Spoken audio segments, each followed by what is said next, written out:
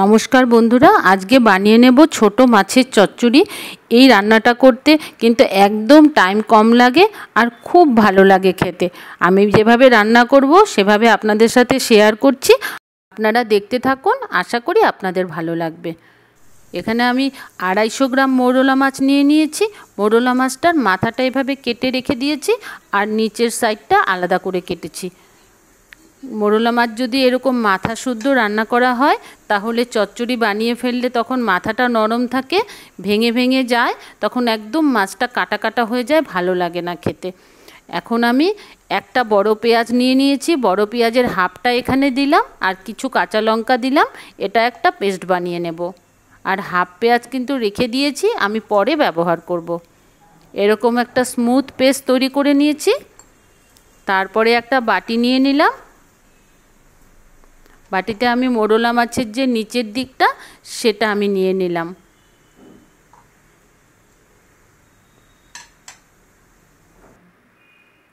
এখন পেঁয়াজ আর লঙ্কার যে পেস্টটা বানিয়ে রেখেছিলাম সেটা দিয়ে দিলাম, সাথে দিয়ে দিলাম স্বাদ অনুযায়ী নুন, হাফ চামচ লঙ্কার গুঁড়ো, হাফ চামচ হলুদ গুঁড়ো আর হাফ চামচ কাশ্মীরি লঙ্কার গুঁড়ো। আর এখন দিয়ে দিচ্ছি 2 টেবিল চামচ সর্ষের তেল। এখন মাছটাকে এই মশলাগুলো দিয়ে মেখে আমি 10 মিনিটের জন্য ঢাকা দিয়ে রেখে দিয়েছিলাম। 10 মিনিট পর আমি রান্নাটা করে নেব। এখন কড়াইতে সর্ষের তেল দিয়ে নিলাম। সর্ষের তেলটা যখন ভালো করে গরম হয়ে গেছে, মাছের মাথাটাকে যে আলাদা করে রেখে দিয়েছিলাম সেই মাথাটা এখন আমি ভেজে নেব। অল্প হলুদ দিয়ে দিলাম আর অল্প নুন দিয়ে দিলাম। এই মাছের মাথাটা ভাজা করে কিন্তু ডালের সাথে কিংবা এমনি শুকনো ভাত দিয়ে খেতেও কিন্তু খুব ভালো লাগে। মাথাটা ভেজে আমি নামিয়ে রাখলাম।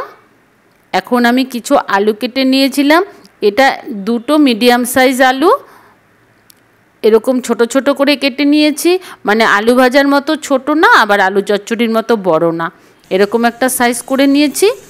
এটা ভালো করে এখন ভেজে নেব। আলুটা এমনভাবে ভাজতে হবে যাতে আলুটা এখানেই নরম হয়ে যায় কিন্তু গলে না যায়। মোটামুটি 80% আলু এখানে ভেজে নিতে হবে। এখন ওই তেলেই আমি কালো জিরে ফোড়ন দিয়ে দিলাম। কালো জিরে ফোড়নটা দিয়ে একটু ভেজে নিয়েই আমি এখানে 3টে রসুন কুচিয়ে রেখেছিলাম সেই রসুন কোচানোটা দিয়ে দিলাম। আর এখন হাফ যে পেঁয়াজ রেখে দিয়েছিলাম হাফ পেঁয়াজটা এখানে দিয়ে দিলাম। পেঁয়াজটা দিয়ে একটু ভেজে নেব। তারপরে এখানে একটা মিডিয়াম সাইজ টমেটো দিয়ে দিলাম। টমেটোটা দিয়ে ভালো করে ভেজে নেব। এখন দিয়ে দিলাম নুন দিলে পরে টমেটো আর পেঁয়াজটা একটু তাড়াতাড়ি নরম হয়ে যাবে। যখন একটু ভাজা ভাজা হয়ে গেছে তখন আমি ম্যারিনেট করা মাছটা দিয়ে দিলাম।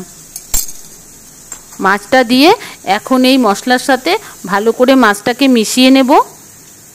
এখন কিন্তু গ্যাসের ফ্লেমটাকে আমি মিডিয়াম রেখেছি আর ঢাকা দিয়ে রান্না করে নিতে হবে। কিছুক্ষণ পর পর কিন্তু ঢাকাটা সরিয়ে একটু নাড়িয়ে দিতে হবে, নয়তো নিচে লেগে যেতে পারে।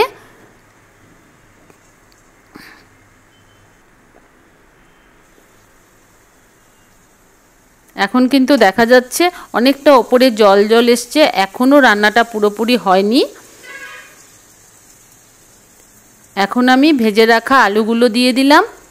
আলুগুলো দিয়ে আবার মশলার সাথে ভালো করে মিশিয়ে নিব।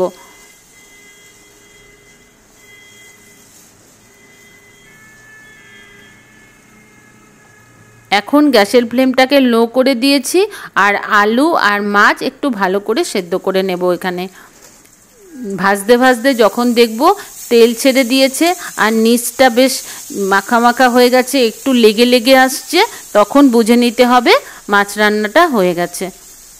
দেখুন আমার রান্নাটা কিন্তু একদম কড়কড়া করে ভেজে ফেললে কিন্তু ভালো লাগবে না খেতে। তারপরে আমি ধনেপাতা দিয়ে দিলাম। ধনেপাতা দিয়ে আবার ভালো করে মিশিয়ে নিচ্ছি। আমার মাছের ঝাল বলুন চচ্চড়ি বলুন রান্নাটা কিন্তু হয়ে গেছে। দেখুন কতটা ভালো হয়েছে দেখতে, আর খুব চটজলদি একটা রেসিপি, খেতে কিন্তু খুব ভালো হয়। এখন 5 মিনিট মতো ঢাকা দিয়ে রেখে দিয়েছিলাম, তারপরে আপনাদের আমি সার্ভ করে দেখিয়ে দিচ্ছি।